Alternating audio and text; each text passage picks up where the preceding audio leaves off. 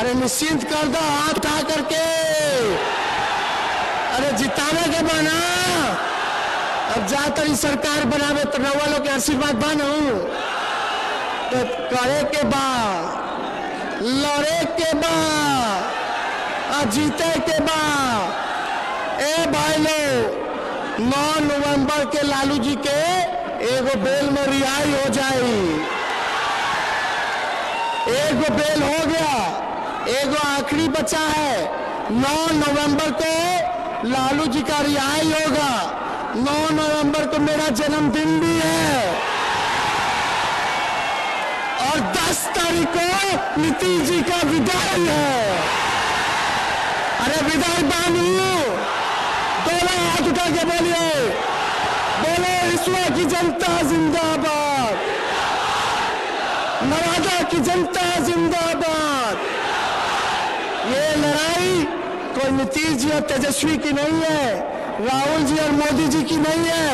ये लड़ाई तानाशाह सरकार और जनता के बीच है और हम और राहुल जी जनता के साथ खड़े हैं।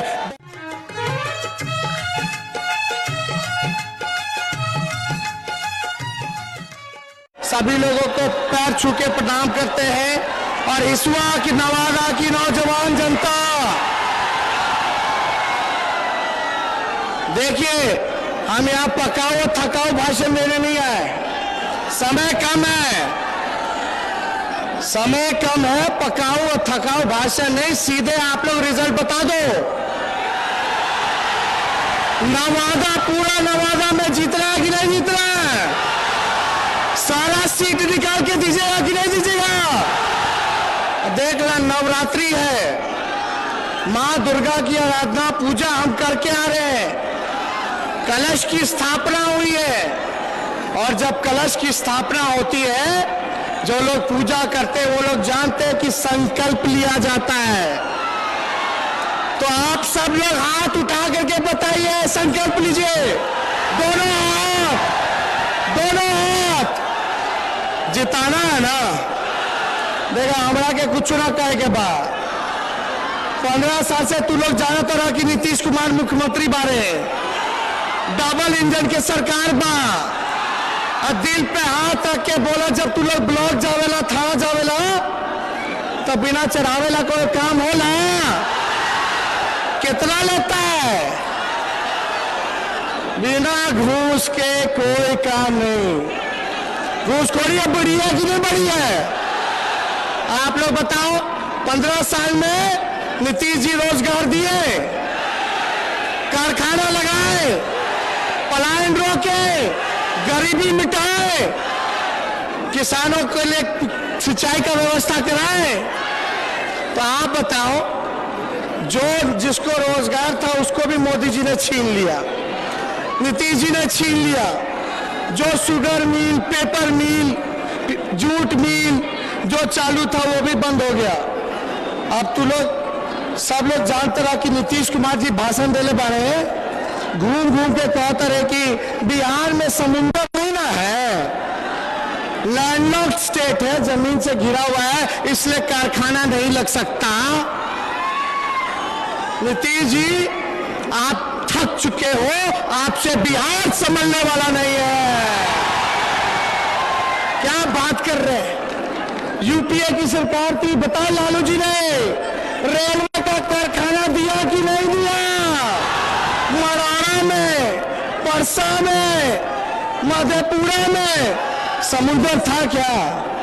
चलो मान लेते लैंडलॉक्ड स्टेट के है, दिक्कत हो रही है, कारखाने नहीं लग रहे, नौकरी नहीं दे सकते नीतीश जी।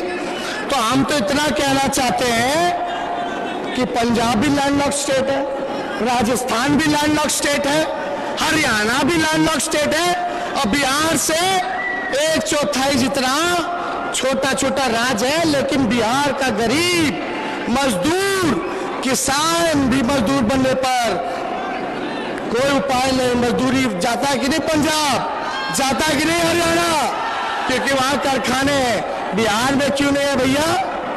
क्यों नहीं है? जो व्यक्ति 15 साल में, हिसुआ की जनता, नवादा की जनता, जो व्यक्ति 15 साल में रोजगार ना दे पाए, कारखाने ना दे पाए, शिक्षा को चौपट कर दे, अस्पताल बदहाल है, बताने की जरूरत नहीं है, सब जान रहे हैं। तो वो व्यक्ति जिसने 15 साल कोई काम नहीं किया, उसको 5 साल और दोगे तो कुछ नहीं करने वाला, कुछ नहीं करने वाला। बूझो तरह की ना बूझो तरह, बूझो तरह तो हाथ उठा के बता रहा, बूझो तरह। तो देखा भाई लोग, एकदम सीधा बात हम बोल रहे हैं। हम नवरात्र करनी है, कलश की स्थापना करने वाली और संकल्प लेने वाली।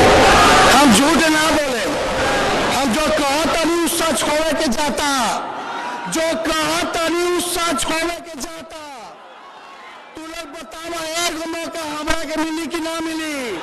अरे दोनों हाथ उठा के बताओ, एक मौका मिलेगा कि नहीं मिलेगा? मुख्यमंत्री बनते ही पहला अगर मेरा कलम चलेगा, सुनो नौजवानों सुनो, पहला कैबिनेट मीटिंग में, पहला मंत्रिमंडल की बैठक में मेरा पहला कलम चलेगा तो एक साथ देश के इतिहास में पहली बार 10 लाख नौजवानों को सरकारी नौकरी। अरे रोजगार चाहिए, सरकारी नौकरी चाहिए। बताओ, हम झूठ नहीं बोलेंगे, हमको लंबा राजनीति करना है। हम ठेठ बिहारी है, ठेठ बिहारी, जो कहा तरी ओकरा के पूरा करें। हमार डीएनए भी शुद्ध बा, बुझाता ना।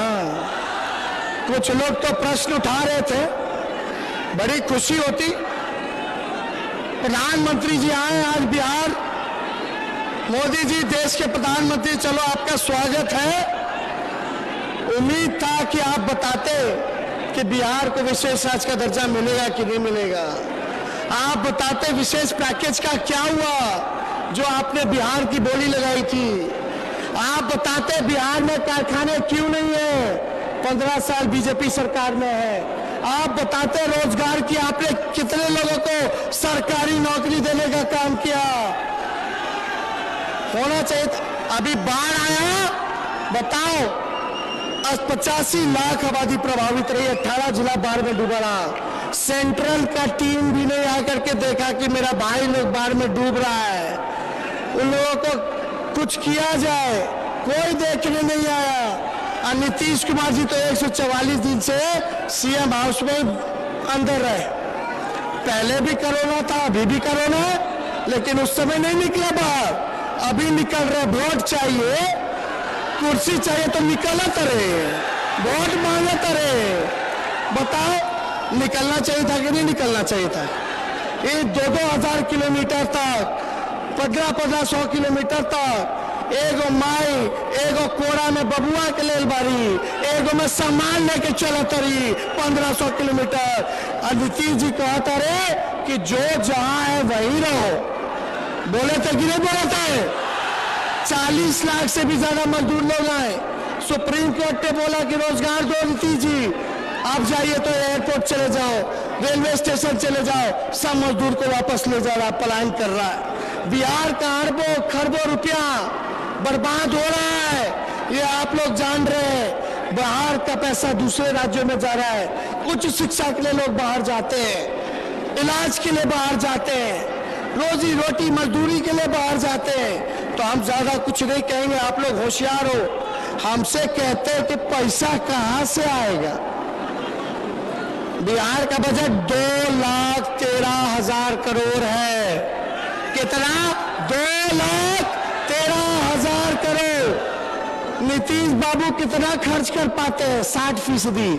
40% हो गया 2,13,000 करोड़ का 80,000 करोड़। 80,000 करोड़ पैसा तो है ही है। लोगों को हम रोजगार दें, सरकारी नौकरी।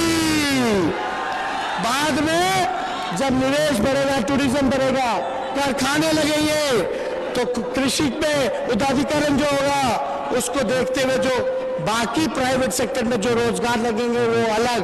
लेकिन 10 लाख सरकारी नौकरी इकट्ठे किए जाएंगे, इकट्ठे दिए जाएंगे। इसलिए फॉर्म भरते हो नौकरी के लिए 500 रुपया लगता है, 1000 रुपया लगता है, 4-4 बार भरने बारे सर, अभी तक बहाली ना निकलल, तो फॉर्म का फीस हम माफ कर देंगे।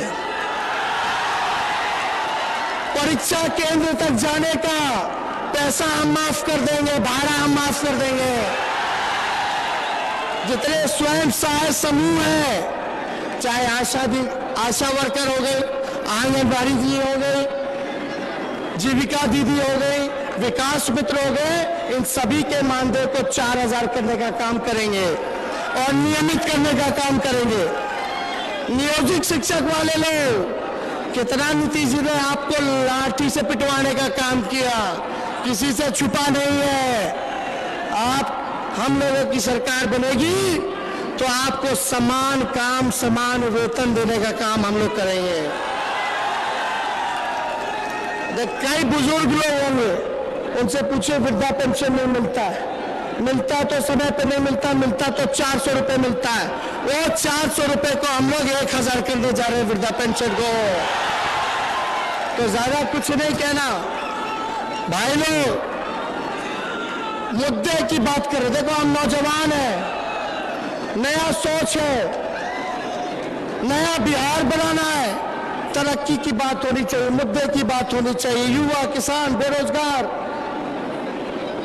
मजदूर, शिक्षा, स्वास्थ्य, इन पे बात होनी चाहिए। आप लोग एक मौका दीजिए, नए सोच के हैं, नया बिहार बनाना है।